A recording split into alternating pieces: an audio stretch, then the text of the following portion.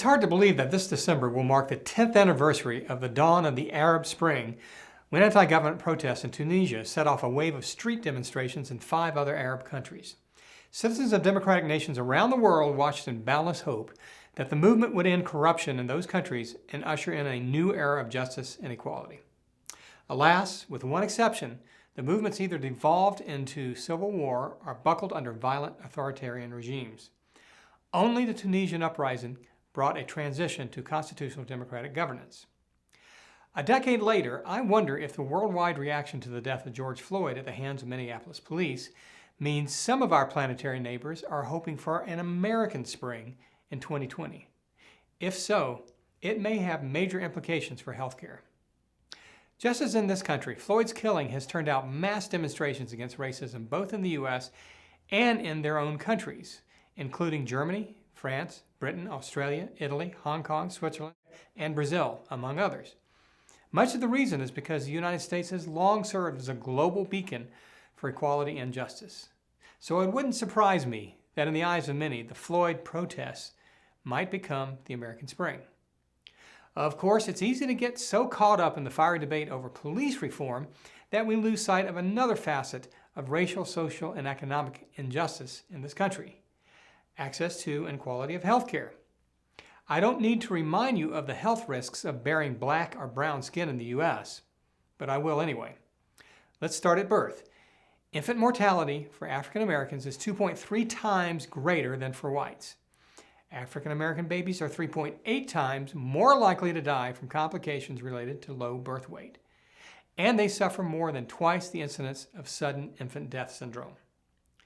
Black children have a 260% higher rate of visits to emergency departments, 250% higher hospitalization rate, and a 500% higher death rate from asthma compared to white children.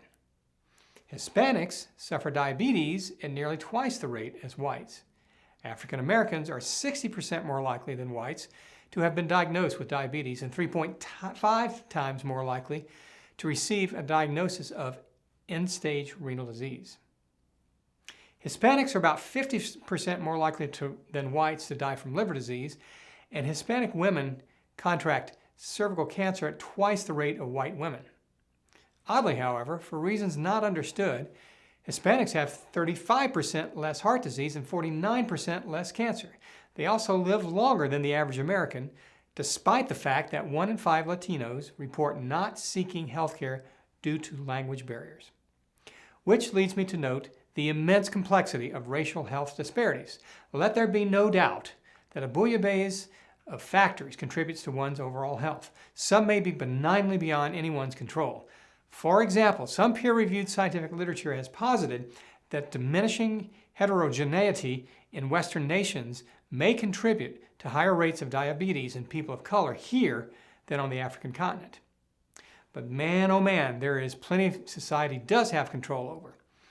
Enter the organization White Coats for Black Lives, an anti-racism group formed by medical students in 2015.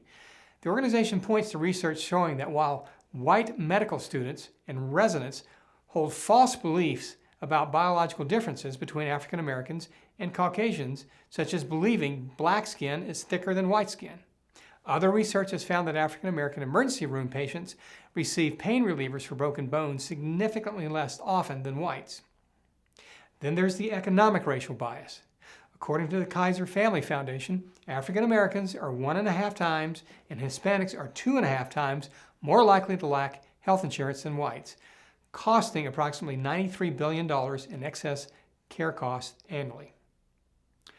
All these numbers and more are why during the first week of June, healthcare professionals across the country publicly took a knee against racial healthcare disparities. Not unexpectedly, doctors and nurses rallied in big cities such as New York City, Chicago, Miami, and Denver.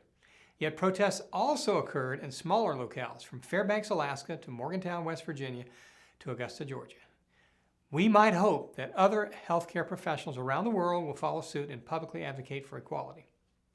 However, there is one cause many will not likely join in other countries: healthcare access. That's because the United States stands alone among industrialized nations without universal healthcare. Except for South Africa and Brazil, all of the countries I mentioned earlier offer it in some form. for a total of 32 nations which protect their citizens from dying or going broke from lack of health coverage. But not here, not in the United States of America, where nearly 29 million citizens go without health insurance, and a disproportionate number have black and brown skin. So until we can close the gap, it's not likely the U.S. will live up to its full potential as a global beacon for justice and equality. Rather, we will continue our existence not only as a nation of haves and have-nots, but also one of lives and live-nots.